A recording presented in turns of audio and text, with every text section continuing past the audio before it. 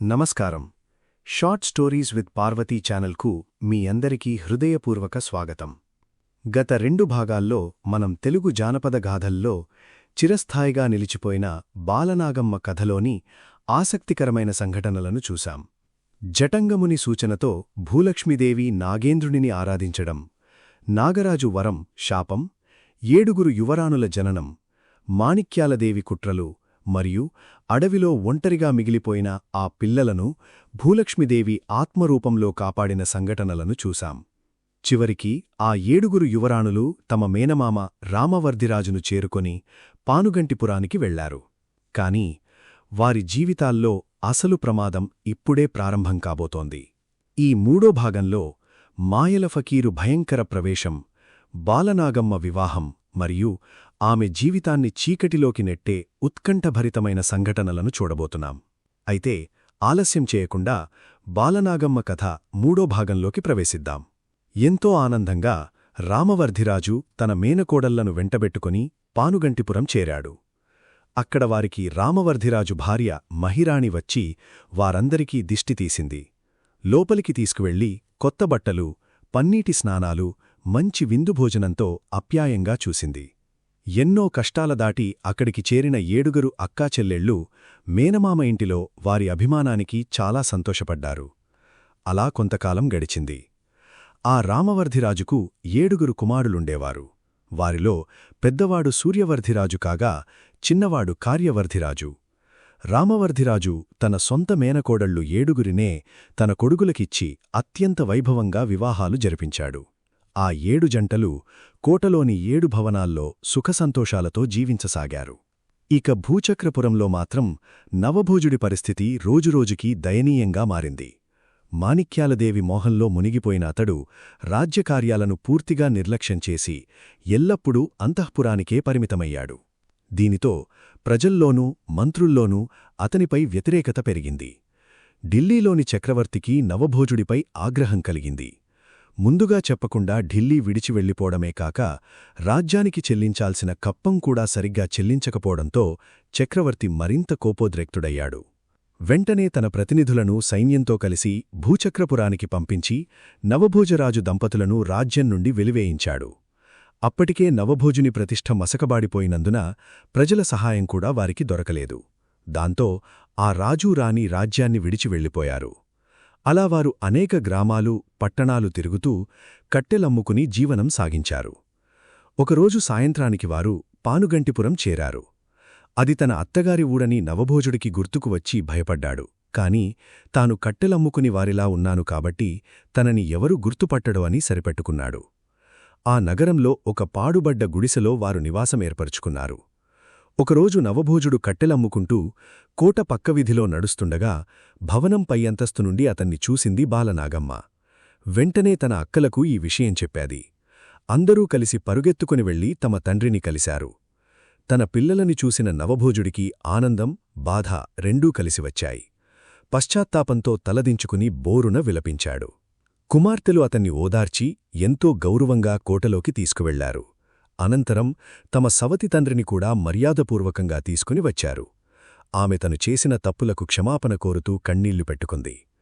యువరాణులు ఆమెను దగ్గరకు తీసుకుని ధైర్యం చెప్పారు. నవభోజుడా దంపతులకు మంచి వస్త్రాలు, ఆభరణాలు సమకూర్చి రాజమర్యాదలతో సత్కరించారు. అంతలో నవభోజుడి అల్లుళ్ళు వచ్చి అతనికి నమస్కరించి కుశల ప్రశ్నలు అడిగారు. నవభోజుడు తన బావమరిది రామవర్ధిరాజును క్షమాపణ కోరుతూ కౌగిలించుకున్నాడు. అలా కొంతకాలం వారు ఆనందంగా అక్కడే గడిపారు. రామవర్ధిరాజు పెద్ద కుమారుడు సూర్యవర్ధిరాజు ఢిల్లీ చక్రవర్తికి మంచి స్నేహితుడు. సూర్యవర్ధిరాజు ఢిల్లీ చక్రవర్తిని కలిసి నవభోజుడు చెల్లించాల్సిన కప్పాన్ని తానే చెల్లించాడు.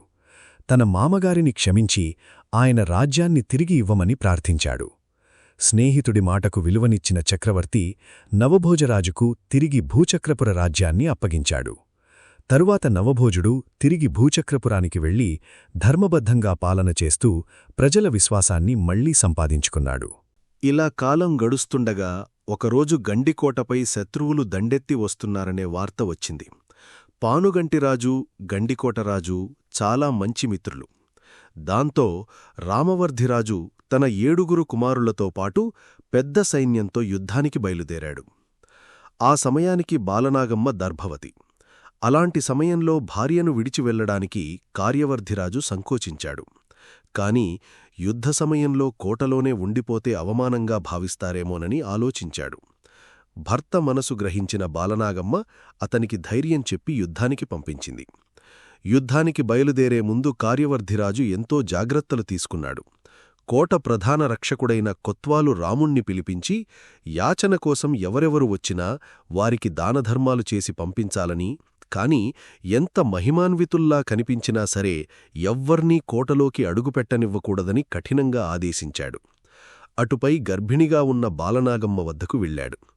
కోట ప్రధాన ద్వారం ముందు తన ఖడ్గంతో నేలపై వరుసగా 7 గీతలు గీశాడు. తాను యుద్ధం ముగించుకుని తిరిగి వచ్చే వరకు ఏ పరిస్థితుల్లోనూ ఆ 7 గీతలు దాటి బయటకు రావద్దని బాలనాగమ్మకు చెప్పి యుద్ధానికి బయలుదేరాడు కార్యవర్ధిరాజు. గర్భిణిగా ఉన్న బాలనాగమ్మను ఆమె అక్కలంతా ఎంతో ప్రేమగా చూసుకున్నారు. కొద్ది రోజుల తర్వాత ఆమె పండంటి మగబిడ్డకు జన్మనిచ్చింది. ఇదిలా ఉండగా పానుగంటిపురానికి 30 యోజనాల దూరంలో నాగెళ్లపూడి గుట్టపై ఆకాశాన్ని తాకేంత వైభవంగా నిర్మించిన ఒక మహాకోట ఉండేది. ఆ కోటలో మహామాంత్రికుడైన మాయల ఫకీరుండేవాడు. వాడికి ఆ కోటలో 7 వెండి మేడలు, 14 బంగారు మేడలు అపూర్వ కాంతులతో మెరిసిపోతూ ఉండేవి. ఆ కోట చుట్టూ విస్తారంగా మర్రి చెట్లు పెరిగి ఉండేవి. ఎన్నో సంవత్సరాలపాటు కఠిన తపస్సులు చేసి కాపాలిక దేవతను ప్రసన్నం చేసుకున్నాడు అతడు. ప్రతిరోజూ గండభేరుండ పక్షుల రక్తంతో స్నానం చేయడం, ఒక సింహాన్ని వేటాడి దాని జూలుతో తన తపస్సు కోసం సిద్ధాసనం తయారు చేయడం, తాను సంహరించిన పులిగోళ్లను మెడలో ధరించడం అతని నిత్యకృత్యాలు. ప్రతిరాత్రీ భూతప్రేతాలకు మృగమాంసంతో నైవేద్యం సమర్పించేవాడు. చివరికి 21 రోజులు వరుసగా కన్యలను బలిగా ఇచ్చి కాపాలికను సంతోషపరిచాడు. ఆ దేవత అతనికి ఒక మహామంత్రదండాన్ని ప్రసాదించింది. ఆ దండంతో అతడు అనేక దుష్కార్యాలు చేశాడు. ఎన్నో రాజ్యాల సంపదను దోచుకొని తన కోటలో రత్నరాసులుగా పోశాడు. అనేక రాజకుమార్తెలను అపహరించి తన వశం చేసుకున్నాడు. తన కోరిక తీరిన తర్వాత వారిని శిలలుగా మార్చేసేవాడు. మాయల ఫకీరుకి ఒక ప్రియురాలుండేది. ఆమె పేరు సంగు. ఆమె అపూర్వ సౌందర్యవతి. తన అందానికి సాటి ఈ లోకంలో ఎవ్వరూ లేరనే గర్వంతో ఎప్పుడూ మిడిసిపడుతూ ఉండేది. మాయల ఫకీరు, సంగు ఇద్దరూ ఆ మహాకోటలో అపార సంపదల మధ్య విలాసవంతమైన జీవితాన్ని గడుపుతూ ఉండేవారు. ఒకరోజు అందగత్తెల విషయంలో వారిద్దరి మధ్య వాగ్వాదం జరిగింది. నన్ను మించిన అందగత్తె ఈ లోకంలో లేదు అంది సంగు. నిన్ను మించినవారు ఎంతోమంది ఉన్నారు అన్నాడు మాయల ఫకీరు. ఉంటే చూపించమని సంగు ఎగతాళి చేసింది. అప్పుడతడు తన అధీనంలోని కాపాలి శక్తిని ఆవాహన చేసి ప్రపంచంలో అత్యంత అందగత్తెను చూపమన్నాడు. కాపాలి మాయాదర్పణంలో బాలనాగమ్మను చూపించింది. ఆమె రూపాన్ని చూసిన మాయల ఫకీరు మంత్రముగ్ధుడయ్యాడు. ఇంతటి సుందరిని పొందకపోతే నా జీవితం వ్యర్థం అనుకున్నాడు. సంగు అతని మనసులో మార్పు గమనించి భయపడింది. బాలనాగమ్మ వంటి పతివ్రతను ఇబ్బంది పెట్టవద్దని ఎంత చెప్పినా ఫకీరు వినలేదు. అప్పటికే ఆమెను ఎలా అపహరించాలా అనే ఆలోచనలో మునిగిపోయాడు. మరుసటి రోజు అతడు జంగందేవర వేషం ధరించాడు. నల్లని వస్త్రాలు, నుదుటిపై పెద్ద ఎర్రబొట్టు, మెడలో రుద్రాక్షమాలలు, తలపై ఎర్ర తలపాగా, కాళ్లకు పావుకోళ్లతో పానుగంటిపురం చేరుకున్నాడు. కోటబయట కాపలా కాస్తున్న కోత్వాలు రాముడు ఆ జంగందేవర్ని అడ్డగించాడు. కార్యవర్ధిరాజు ఆజ్ఞ ప్రకారం కోటలోకి ఎవర్నీ అనుమతించకూడదని భావించిన అతడు మర్యాదగా బియ్యం, పప్పు, పండ్లు ఇవ్వడానికి సిద్ధపడ్డాడు.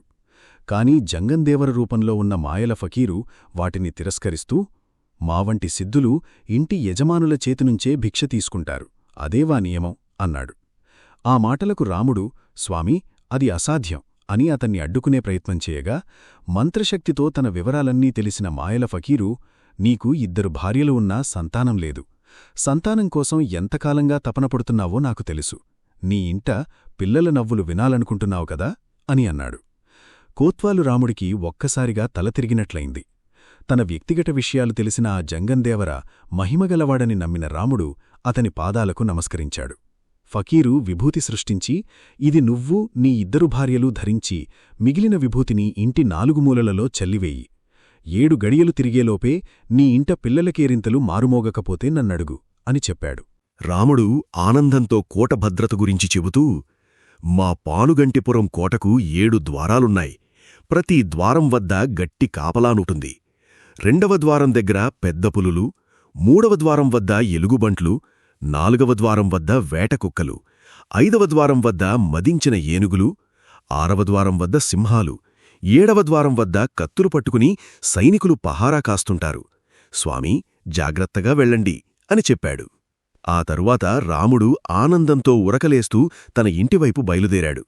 జంగందేవర ఇచ్చిన విభూతిని తన 2 భార్యల నుదిటిపై పెట్టి కొద్దిగా నోటిలో కూడా వేశాడు. తాను కూడా ధరించి మిగిలిన విభూతిని ఇంటి 4 మూలల్లో, పెరటిలో, బావిలో చల్లాడు. అంతే, 7 గడియలు గడిచిన వెంటనే విభూతి పడిన ప్రతి చోట పిల్లలు పుట్టుకొచ్చారు. ఇల్లంతా పిల్లల కేరింతలతో మారుమోగిపోయింది. గంపల్లో పిల్లలు, గాదెల్లో పిల్లలు, ఇంటి కప్పుమీద పిల్లలు, బావిలో కూడా పిల్లలే. అమ్మా, అన్నం, నాన్నా, ఆకలేస్తోంది అంటూ వందలాది పిల్లలు గోలచేయసాగారు. ఆ దృశ్యం చూసి రాముడు, వాడి భార్యలు భయంతో వణికిపోయారు. వెంటనే జంగందేవర దగ్గరకు పరుగెత్తి, స్వామి, మాకు పిల్లలు వద్దు, దయచేసి ఈ గోల ఆపండి అంటూ అతని కాళ్లపై పడ్డాడు.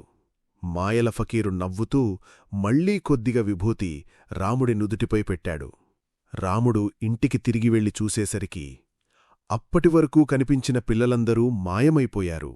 కోటలోకి ప్రవేశించిన మాయల ఫకీరు తన మాయాశక్తులతో ఎలుగుబంట్లకు ఈతపండ్లు, ఏనుగులకు చెరకుగడలు, సింహాలకు జింకలను చూపించి వాటిని మోహింపచేశాడు. చివరికి బాలనాగమ్మ నివసించే 7వ భవనం వద్దకు చేరి, భవతీ భిక్షాందేహీ అని గట్టిగా అరిచాడు. ఒక చెలికత్తె బయటకు వచ్చి ఆ జంగందేవరను చూసి మళ్లీ లోపలికి వెళ్లి భిక్ష తీసుకువచ్చింది. ఆమె భిక్ష ఇవ్వబోతుండగానే మాయల ఫకీరు ఒక్కసారిగా కళ్ళెర్రచేశాడు. ఏమే బాలా, మా వంటి సిద్ధులతో అపహాస్యం చేస్తున్నావా? తపస్సు సంపన్నులైన యోగులకు స్వయంగా ఇంటి ఇల్లాలే భిక్షవేయాలని తెలియదా? అంటూ గట్టిగా అన్నాడు. ఆ మాటలకు ఆ పరిచారిక గజగజ వణికిపోయింది. మన్నించండి స్వామి, మా చిన్నారి రాణిగారు బాలింతరాలు, ప్రసవించి నేటికి 7వ రోజు మాత్రమే, అందుకే బయటకు రాలేకపోయారు అంది భయంతో. అప్పుడు మాయల ఫకీరు మరింత గంభీరంగా, మా వంటి సిద్ధులను అవమానిస్తే శుభం జరగదు. ఆమె స్వయంగా వచ్చి నమస్కరించకపోతే ఆమె బిడ్డ బ్రతకడు, యుద్ధానికి వెళ్లిన ఆమె భర్త కూడా క్షేమంగా తిరిగి రాడు అంటూ ఉగ్రంగా అన్నాడు. ఆ మాటలు విన్న చిలికత్తె హడలిపోయింది. కంగారుగా బాలనాగమ్మ వద్దకు పరుగెత్తింది. బాలనాగమ్మ పురిటి మంచం నుంచి నెమ్మదిగా లేచి జంగందేవరకు భిక్ష పెట్టడానికి సిద్ధమైంది. అయితే ఆమె లేవగానే పక్కినే ఉన్న చిన్నారి ఒక్కసారిగా ఏడవసాగాడు. బిడ్డ ఏడుపు ఆగాలనే ప్రేమతో తన వేలికి ఉన్న ఉంగరాన్ని తీసి అతని చేతికి పెట్టింది. అటుపై బంగారు పళ్ళెంలో భిక్ష పట్టుకుని బయటకు వచ్చింది. అలా బంగారు పళ్ళెంలో భిక్షతో బయటకు వచ్చిన బాలనాగమ్మను చూసిన ఫకీరు మంత్రముగ్ధుడయ్యాడు.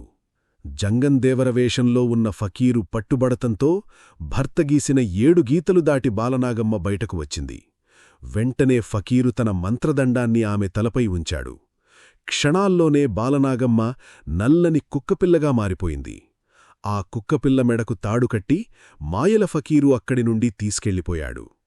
అలా మాయల ఫకీరు తన మంత్రదండంతో బాలనాగమ్మను నల్లని కుక్కపిల్లగా మార్చి పానుగంటిపురం కోటనుంచే ఎత్తుకుపోయాడు. కాని తన భార్య కనిపించడం లేదన్న విషయం తెలిసిన తరువాత కార్యవర్ధిరాజు ఊరుకుంటాడా? తన అన్నదమ్ములతో కలిసి ఆ మాయల ఫకీరు కోసం బయలుదేరుతాడా? అసలు నాగెళ్లపూడి గుట్టపై ఉన్న ఆ భయంకర కోటలో బాలనాగమ్మకు ఎలాంటి కష్టాలు ఎదురుకానున్నాయి? ఇక తల్లిముఖం కూడా సరిగ్గా చూడకముందే ఆమెకు దూరమైన ఆ చిన్నారి భవిష్యత్తు ఏమవుతుంది? పెరిగి పెద్దవాడైన తరువాత తన తల్లిని కలుస్తాడా? మరి మాయల ఫకీరు మంత్రాలకు ఎదురు వెళ్లి బాలనాగమ్మను ఎవరు రక్షిస్తారు? తెలుసుకోవాలంటే బాలనాగమ్మ 4 కథలో వచ్చే మరింత ఉత్కంఠభరితమైన తదుపరి భాగాన్ని తప్పక చూడండి.